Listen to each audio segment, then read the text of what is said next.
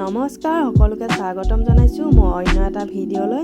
আজি মই লৈ আহিছোঁ একেবাৰে সহজতে বনাব পৰা এটা কেকৰ ৰেচিপি। আহকচোন কেনেকৈ বনাইছোঁ চাওঁ ভিডিঅ'টো।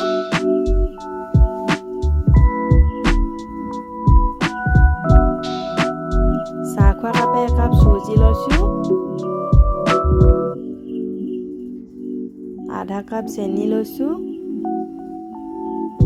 আধা কাপ দৈ লৈছোঁ। এইখিনি ভালকৈ মিলাই ল'ম, মিক্স কৰি ল'ম।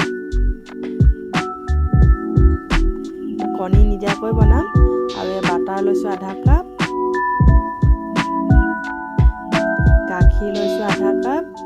এইখিনি ভালকৈ এতিয়া মিক্স কৰিম।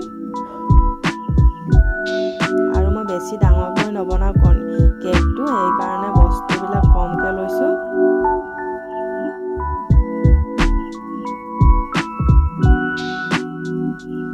এতিয়া মই এখন ডাঙৰ চাকনি লৈছোঁ। চাকনিখনত 4 চামুচ ময়দা লৈছোঁ আৰু 1 চামুচ বেকিং পাউডাৰ। এইখিনি ভালকৈ চালি ল'ম।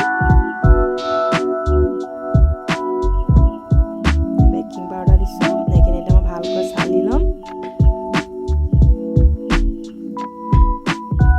আৰু ভেনিলা এচেঞ্চ লৈছোঁ 4 টোপাল। এইখিনি এতিয়া ভালকৈ মিক্স কৰিম। অকণমান নিমখ দিছোঁ। আৰু এতিয়া বেকিং কৰিবৰ কাৰণে এটা বাচন লৈছোঁ আৰু এইখিনিতে অকণমান মই বেকিং চ'ডা দিছোঁ। বেকিং চ'ডাটো অকণ পাছত দিব লাগে।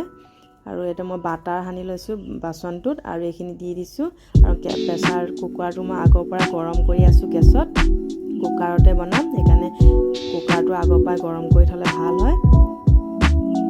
আৰু এতিয়া মই কালাৰফুল টুটি ফুটি দিছোঁ। একেবাৰে সহজ বনাবলৈ, খাবলৈও ভাল। এনেকৈ কণী নিদিয়াকৈ আপোনালোকে বনাব পাৰে ঘৰতে। আধা ঘণ্টাত হৈ যাব। এতিয়া মই প্ৰেছাৰত বহাই দিছোঁ, ঢাকনখন দি দিছোঁ আৰু হুইচেলটো দিব নালাগে।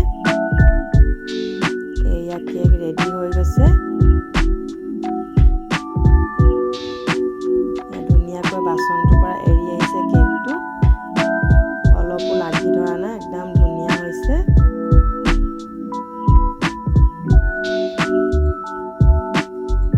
এই কেক হৈ গ'ল।